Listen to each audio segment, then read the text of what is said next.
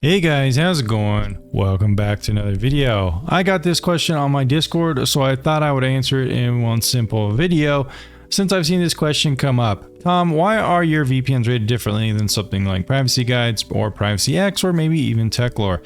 In this video, we're going to be discussing simply Privacy Guides. Now, Privacy Guides, what is it exactly? What kind of project is it? Well, it's basically a website that copied the same exact idea as privacytools.io. It's people who used to work on that project, not the original creator.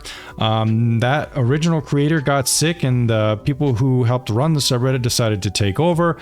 They closed that subreddit, didn't give it back to the guy, made their own subreddit, closed that subreddit down, and then made everyone go to their forum communities and Lemmy, and then they pretty much copied that website like he made and put their own spin on it, and that's what it is today. But it has a bigger community, privacytools.io, partly because they took advantage of Reddit's loophole where if a moderator, whoever owns the subreddit, is gone more than a month, you can actually take that subreddit from them if Reddit decides to give it to you. Now, this little loophole doesn't really exist on any other platform like Discord or YouTube or anything like that.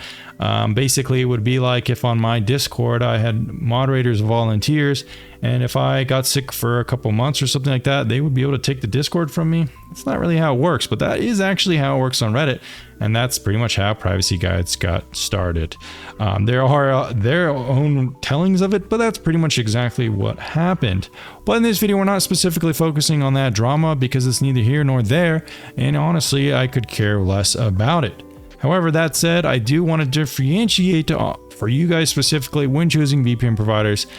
You know, what is the differences between my rating system and something like theirs or maybe even other people's? And that's why we're just going to show you this simple comparison. So this is how they're different. My rating system takes into account privacy audit.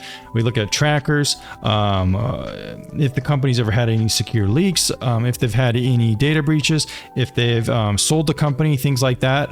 That's a huge point system that we focus on in our reviews. We also take a look at the affordability. How affordable is a VPN long term? Does it have any sketchy, kind of tricky promotions that try to take advantage of your dollar? We also take a look at the application features. Does it have remote networking? Does it have split tunneling? All sorts of things. We also test the speeds to make sure the speeds are optimized for a large server network. We also test the customer support to see how fast they respond. If you have any issues, we also test out the streaming services. Can it unblock unique locations with various services like Netflix, Hulu, and those kind of things? That is primarily, you know, a good way to use VPNs. A lot of people like using VPNs to do that. It's definitely a solid reason to use a VPN, not just for the privacy benefits. We also take a look at the GUI. How fluid does it feel? Does it look good? Is it easy to use? These are things that are important when using an application day to day. Privacy Guides, their system pretty much just looks at the privacy components of a VPN. They don't really consider the price, really any interesting features like split tunneling or anything like that.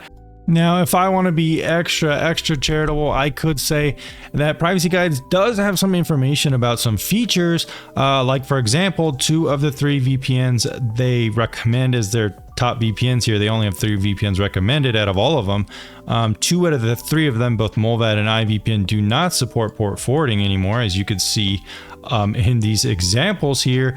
And additionally, Proton, it says here that there are also severe restrictions on port forwarding. So all of their VPNs have either don't have or have restrictions on port forwarding. So while they may consider features, they don't necessarily use that as a metric for recommendation. Another point of contention they might bring up if they see this video and mention it to you is the fact that my channel uses sponsors. Now, unlike the people who work on Privacy Guides, I'm not a volunteer or an intern or anything like that. I'm also not 5 people running one business or nonprofit or whatever they want to call it. I'm simply one person running a business who does this as my full-time job. I've selected the best VPNs from A tier, and I do accept sponsorships from these VPN providers because they are objectively rated, as you can see in my data table here, which actually compares metrics and comparisons like port forwarding, for example. Where is it? Somewhere around here. There it is. So my top rated VPN that I have a sponsor on this video does support port forwarding, and there are no restrictions, unlike the VPNs they are recommending, for example. And same with my number 2 VPN, Hide.me. Neither of these have any restrictions on them. My point being is that I am running a business. I'm not a nonprofit. I do accept sponsorships, but the sponsorships are fairly made, presented accurately, and chosen with a lot of care. In fact, I've gotten people asking me to rank their VPN higher if they give me a good sponsorship, and I've had VPNs ask me to make sponsored videos. This channel does not do any sponsored reviews.